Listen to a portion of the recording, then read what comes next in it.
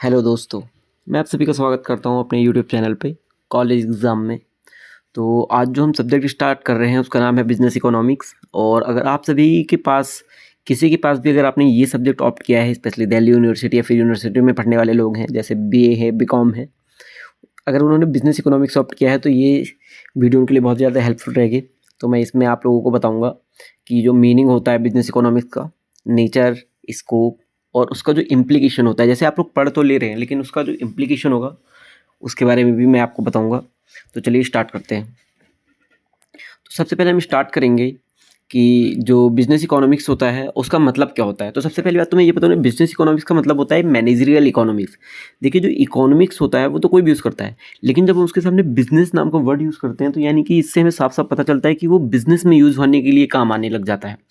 कि जो हमारी जो माइक्रो इकोनॉमिक्स होती है, मैक्रो इकोनॉमिक्स होती है, उनकी जो थ्योरीज़ होती है वो लोग बिज़नेस में यूज़ करते हैं डिसीज़न लेने के लिए। जैसे कि मान लीजिए अगर आप थ्योरी ऑफ डिमांड पढ़ते हैं, तो ये थ्योरी ऑफ डिमांड क्या है? सरकार यूज़ करती है, मान लीजिए अपनी जीडीपी बढ़ाने के लिए। लेकिन जो बिज़नेस है वो इसलिए यूज़ करता है कि वो डिमांड कैसे बढ़ा सके, जाकि वो प्रॉफिट मैक्सिमाइज़ कर सके। तो डिसीजन मेकिंग के लिए यूज़ करते हैं। It provide a framework to analyze business problem and formulate policies to achieve organizational goal effectively. जैसे हम सभी को पता है कि हर एक ऑर्गेनाइजेशन का कुछ ना कुछ गोल होता है। लेकिन अगर आप बात करें, जो बिज़नेसेस का जो मेन गोल होता है वो होता है प्रॉफिट अर्न करना, प्रॉफिट मैक्सिमाइज़ करना। तो जो बिज़नेस इकोनॉमिक्स है, जो हमारी इकोनॉमिक्स है, उनकी जो थ्योरीज़ होती हैं, जब उनको हम प्रैक्टिकल रूप से अप्लाई करते हैं, कंज्यूमर बिहेवियर पढ़ते हैं, थ्योरी ऑफ डिमांड पढ़ते हैं, थ्योरी ऑफ सप्लाई पढ़ते हैं, मार्केट का इक्विलिब्रियम पढ़ते हैं, मैकेनिज्म पढ़ते हैं कि मार्केट कैसे रन कर रहा है, उसके बेस पे अगर हम पता लगाएं तो ये क्या होता है, ये ऑर्गेनाइजेशन के जो हमारे गोल होता है उनको इफेक्टिवली पूरा करने में हेल्प करता है। देन नेक्स्ट अगर हम बात करें कि नेचर ऑफ बिजनेस इकोनॉमिक्स, तो अगर हम नेचर ऑफ बिजनेस इकोनॉमिक्स की बात करें तो सबसे पहला हमारे पास होता है अप्लाइड इकोनॉमिक्स। अप्लाइड इकोनॉमिक्स का मतलब होता है लिंक्स, थ्योरी एंड प्रैक्टिस।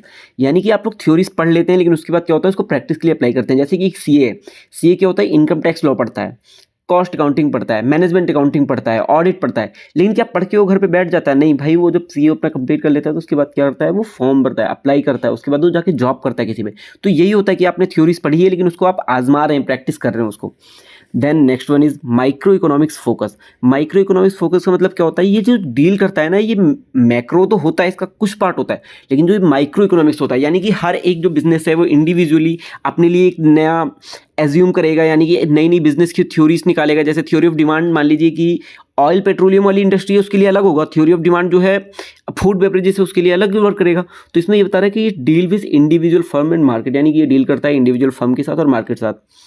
अगर हम नेक्स्ट की बात करें, डिसीजन ओरिएंटेड। डिसीजन ओरिएंटेड का मतलब क्या होता है, जैसे भाई अगर कोई भी बिजनेस है, अगर ये सब चीज़ पढ़ रहा है, सीख रहा है, इतना सारा खर्चा कर रहा है, तो किस लिए होता है, ताकि उसके जो मैनेजर्स हैं वो डिसीजन ले सकें, फोकस कर सकें, रिसोर्सेज को एलोकेट कर सकें, ताकि वो प्रॉब्लम सॉल्व हो सके। जैसे कि मान लीजिए मेरे पास बहुत सारे रिसोर्सेज पड़ा है, मार्केट में डिमांड कम है किसी चीज़ की, लेकिन अगर हमें पता लगे कि भाई ये वाली अगर हम थ्योरी अप्लाई करेंगे इस जगह पे, तो हमारा डिमांड जो है वो बढ़ जाएगा। कैसे? क्यों मार्केट में भी डिमांड कम हो रहा है? क्या सरकार ने कोई ऐसी टैक्स लागू कर दिया है, सरकार फ्री वीज दे रही है क्या लोगों को, जिससे मार्केट में उस प्रोडक्ट का स्पेसिफिक डिमांड कम हो रहा है? ऐसे करके। देन अगर हम बात करें तो ये इंटरडिसिप्लिनरी होता है। इसका मतलब क्या होता है, ये इंटीग्रेट करता है economy with management and finance. अब देखो भाई, कोई भी बिजनेस है तो बिजनेस में क्या होगा, मैनेजमेंट भी होता है, फाइनेंस भी होता है, ठीक है। तो ये इस बात करता है कि जो बिजनेस इकोनॉमिक्स ये अकेला काम नहीं करता। वर्क ऐसे अकेला, मतलब ठीक है मैं हूँ, मैं अकेला गया बिजनेस इकोनॉमिक्स अप्लाई कर दे, मेरे पास पैसे नहीं तो मैं अप्लाई कैसे करूंगा। देन अगर हम बात करें उसके बाद हमारा आता है डायनेमिक। डायनेमिक मतलब क्या होता है, जैसे कि हम सभी को पता है आजकल क्या हो रहा है कि फटाफट कैसे चीज़ें लगातार चेंज होती जा रही हैं। यानी कि नई टेक्नोलॉजी आई, उसके बाद फटाफट टेक्नोलॉजी चेंज हो रही है, 14, 15, 16 आईफोन के, ठीक है। तो ये क्या करता है, ये उस जो अडॉप्ट हो रहे हैं इन्वायरमेंट के अंदर, उन्हें चेंज करने में, चेंज जो होते हैं लेकिन उन्हें अडॉप्ट करने में हेल्प करता है। ग्लोबल जो ट्रेंड्स जो अप और डाउन होते हैं, कभी मार्केट कभी फ्लक्चुएट होता है, कभी मार्केट एकदम डाउन जाता है, कभी मार्केट एकदम हो जाता है, तो ये क्या करता है, उसको हेल्प करता है कि उसको टैकल कर सके। ये कंट्रोल नहीं कर सकता, हाँ लिटरली ये कंट्रोल नहीं कर पाएगा बिल्कुल भी। जैसे कि मार्केट ऊपर जा रहा है तो भाई कंट्रोल कर ले ला, इसको पकड़ लेते हैं, बस इतने ऊपर रहेगा। बट ये हेल्प करता है कि मार्केट ऊपर जा रहा है तो हमारा डिमांड कैसे ऊपर तक जाए। मान लीजिए मार्केट अगर गिर रहा है तो हम कैसे बच सकते हैं उससे, हम कैसे अपना प्रॉफिट भी मैक्सिमाइज कर सकते हैं गिरते हुए में, यानी कि हम कैसे कॉस्ट रिड्यूस कर सकते हैं उस चीज़ के लिए। देन अगर हम बात करें scope of business economics. Scope of business economics का मतलब क्या होता है, सबसे पहले स्कोप। जैसे कि हर एक चीज़ का कोई ना कोई स्कोप होता है कि भाई वो कहाँ तक जा सकता है, मतलब क्या क्या कर सकता है कोई भी चीज़ है। तो अगर मैं बिजनेस इकोनॉमिक्स की स्कोप की बात करूँ तो सबसे पहले तो डिमांड एनालाइज करता है, यानी कि आपके यूनिट में जितने भी चैप्टर्स है समझ लीजिए वो वही काम करता है। हम सभी ये चैप्टर पढ़ेंगे आगे चल के भी। सबसे पहले क्या करता है, डिमांड एनालिसिस करता है, फोरकास्ट करता है। डिमांड एनालिसिस करने का मतलब क्या हुआ, यानी डिमांड एनालाइज करता है कि फ्यूचर में कितना डिमांड होगा या फिर डिमांड नहीं हो रहा तो कैसे होगा। फोरकास्ट करता है यानी कि बताता है, मान लीजिए फ्यूचर में 5000 यूनिट का डिमांड होने वाला है, लेकिन आपको ये कैसे पता लगेगा, हम जो प्रीवियस जो ट्रेंड है, डेटा है, उन्हें जब पढ़ेंगे तभी तो हमें जाके पता चलेगा, तो ये फोरकास्ट करता है। देन कॉस्ट एंड प्रोडक्शन, हर एक जो कंपनी चाहती है आज के कॉम्पिटिटिव जो एज लेना चाहती है, यानी कि कंपटीशन इतना ज़्यादा हाई बढ़ गया है कि कोई भी प्राइस अपना ऊपर नीचे नहीं कर सकता, तो हर कंपनी क्या चाहती है, वो अपना कॉस्ट डिडक्ट कर सके। जैसे कि हम सभी अगर पार्ले बिस्किट का एग्जांपल ले, तो 2 वाला पार्ले बिस्किट आता है, उसमें देखो ना, उसने 2 रुपये से 3 रुपये नहीं किया, लेकिन क्या किया, उसने बिस्किट के पैसे क्वांटिटी कम करता रहा। तो ये होता है कॉस्ट और प्रोडक्शन एनालिसिस। देन बात करें प्राइसिंग डिसीजन, या it is very important for any business. Pricing decision like कैसे इंपॉर्टेंट पड़ेगा, कोई भी कंपनी है भाई, वो प्रोडक्ट बना के तैयार कर रही है, मान लीजिए उसका 50 रुपये उसका कॉस्ट आ रहा है, अब क्यों 49 रुपये बेचेगी या फिर 50 रुपये पे बेचेगी, वो 51 रुपये पे बेचेगी भाई, वो 51 रुपये पे बेचेगी, क्योंकि उसको भी तो प्रॉफिट अर्न करना है। तो प्राइसिंग डिसीजन में हेल्प करता है। मान लीजिए अगर उसने 51 रख दिया, कई बार हो सकता है वो प्रोडक्ट बिके ना, तब तो उसकी कॉस्ट भी कवर नहीं होगी, तो उसको 50 रुपये भी करना पड़ सकता है। तो ये इन सब चीज़ों के लिए भी हेल्प करता है। देन अगर हम बात करें, फिर आएगा हमारे पास प्रॉफिट मैनेजमेंट या ऑल्सो लाइक प्रॉफिट मैनेजमेंट और profit maximization. Then capital and investment decision, जब हम मार्केट से पढ़ेंगे कि आगे चल के फ्यूचर में हमारे पास इतनी डिमांड होने वाली है, तभी तो हम मार्केट से फंड रेज करेंगे, या फिर हमें पता चल रहा है हमारा स्टॉक मार्केट बहुत ही ज़्यादा तेजी से ग्रो कर रहा है, तो जो हमारा जो बिजनेस है वो तभी तो मार्केट में पैसे डालेगा, वो इन्वेस्टमेंट डिसीजन है। देन मार्केट स्ट्रक्चर, हमें पता है हमारे जो हर एक वर्ल्ड होता है, कंट्री होती है, वहाँ पे कई सारी टाइप की मार्केट होती है, जैसे कि monopoly, oligopoly, monopolistic, perfect competition. तो इन सब में हेल्प करता है कि कौन सा जो इंडस्ट्री है वो कौन से में सर्वाइव कर रही है, वो मोनोपोली में कर रही है, मोनोपोलिस्टिक में कर रखी है। Then the most important is risk analysis.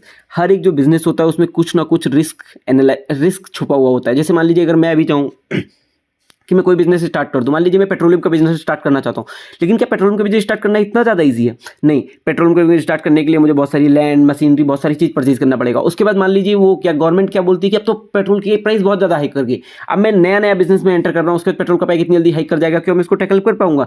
नहीं कर पाऊंगा। यहाँ की पुरानी कंपनी वो टैकल कर लेंगी इसको। तो ये क्या कहलाता है? रिस्क एनालाइज करता है। कोई पुराना ओल्ड बिजनेस है हमारा, वो क्या करता है? रिस्क एनालाइज करता है। रिस्क कैसे करता है? वो चेक करता है भाई फ्यूचर में हमारा 5000 चीज़ का डिमांड है, मान लीजिए वो 10,000 बना के बैठेगा, तो 5,000 क्या होगा, इसको स्टॉक में रखना पड़ेगा, तो इसको स्टॉक में रखने के लिए भी तो पैसे देने पड़ता है रेंट के। देन अगर हम बात करें मैक्रो इकोनॉमिक इन्वायरमेंट को भी स्टडी करने में हेल्प करता है। मान लीजिए आपका एक बिजनेस है, क्या आपका बिजनेस एक अकेला रन कर रहा नहीं, गवर्नमेंट की पॉलिसी उसमें बहुत ही ज़्यादा इंपॉर्टेंट रोल प्ले करती है। आपका एक बिजनेस है, आप मान लीजिए बिजनेस में ऑनलाइन गेम खिलाते हैं, रमी, इन सब टाइप में, लेकिन क्या अगर मान लीजिए गवर्नमेंट ने अभी उसे इनलीगल तो घोषित नहीं किया, उस पर टैक्स लेती है, लेकिन अगर गवर्नमेंट उस पर कल ही नोटिस निकाल के उसके बाद बोले कि ये सब जो प्ले कर रहे हैं वो सब चीज़ इनलीगल है, तो क्या होगा? आपका बिजनेस बंद नहीं हो जाएगा। तो इसमें क्या रिस्क छुपा हुआ है। और ये क्या है? दूसरा बात, मैक्रो इकोनॉमिक इन्वायरमेंट के अंदर आता है। मैक्रो इकोनॉमिक गवर्नमेंट की पॉलिसीज होती है, पॉलिटिकल होता है, लीगल होता है, इन सभी चीज़ों पे। देन अगर हम बात करें सबसे ज़्यादा मोस्ट इंपॉर्टेंट चीज़ जो होता है हमारे पास, मैनेजरियल इंप्लीकेशन, यानी हम इतनी सारी चीज़ें जो पढ़ लेते हैं उसके बाद इनका करते क्या है? भाई पढ़ के पेपर में तो लिखना है, ये नंबर पाना है, लेकिन देन आगे क्या करना पड़ेगा हमें? देन आगे अगर हम करने के लिए बोले तो सबसे पहले तो इसमें क्या होगा? Inform decision making. Inform decision मतलब मान लीजिए कोई भी पर्सन है, उसको सिलेबस के बारे में नॉलेज नहीं है, तो क्या वो डिसीजन बना पाएगा कि भाई मेरे को 2 दिन की छुट्टी मिली है बिजनेस इकोनॉमिक्स के पढ़ने के लिए, क्या मैं 2 दिन में पूरा हो जाऊंगा? लेकिन अगर उसे सिलेबस पता है कि हमारे उसमें टोटल 5 यूनिट आ रहे हैं हमारे सिलेबस में, तो वो पढ़ने के लिए बता सकता है कि भाई मैं 2 घंटे में 1 यूनिट करूंगा, 2 घंटे में 1 यूनिट करूंगा, ऐसे करके वो इन्फॉर्म डिसीजन बना सकता है। Efficiency and profitability. एफिशिएंसी यानी कि वही चीज़ आता है वापस से कि हम उसमें कॉस्ट रिड्यूस कर सकते हैं, अपना कोई भी प्रोडक्ट बना रहे हैं। प्रॉफिटेबिलिटी, अगर कॉस्ट रिड्यूस होगा तो प्रॉफिटेबिलिटी ऑटोमेटिक बढ़ जाएगा। स्ट्रेटेजिक प्लानिंग, जैसा कि मैंने अभी आपको पहले बताया, इन्फॉर्म डिसीजन मेकिंग जो होता है, उसके बाद ही हमारे स्ट्रेटेजिक प्लानिंग आता है। स्ट्रेटेजिक प्लानिंग कैसे होता है? अब मुझे कई सारी चीज़ें की बहुत सारी अच्छी नॉलेज है, डीप नॉलेज है कि भाई हमारा स्टॉक मार्केट जो इंडिया को, वो आगे आगे चल के बढ़ रहा है। मैं क्या करूँगा? अपना पैसा उसमें डालूंगा, जो हमारा रिटर्न है वो ज़्यादा से ज़्यादा इन्वेस्ट होगा, ज़्यादा से ज़्यादा हमें रिटर्न मिलेगा, तो उससे क्या होगा? स्ट्रेटेजिक प्लानिंग है। रिस्क मैनेजमेंट, जैसे कि मैंने अभी आपको पहले बताया, उसमें भी रिस्क को क्या करता है? टैकल करने में हेल्प करता है। यहाँ पे वो रिस्क मैनेज करता है।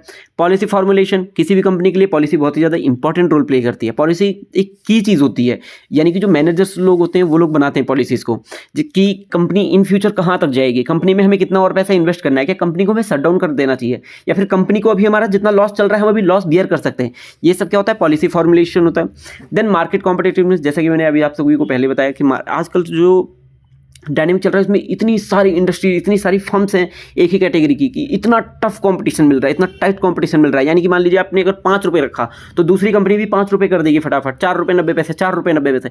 तो मार्केट कॉम्पिटिटिवनेस के नॉलेज करता है कि आप अपने कॉस्ट को कैसे कम कर सकते हैं जिससे ये अपना प्रॉफिट बढ़ा सकें। इन सारी चीज़ों में हेल्प करता है। तो हमने जो अभी तक सीखा उसमें हमने पढ़ा है नेचर, पढ़ा है मीनिंग, पढ़ा है स्कोप, पढ़ा है और मैनेजरल इम्प्लीकेशंस पढ़ा है।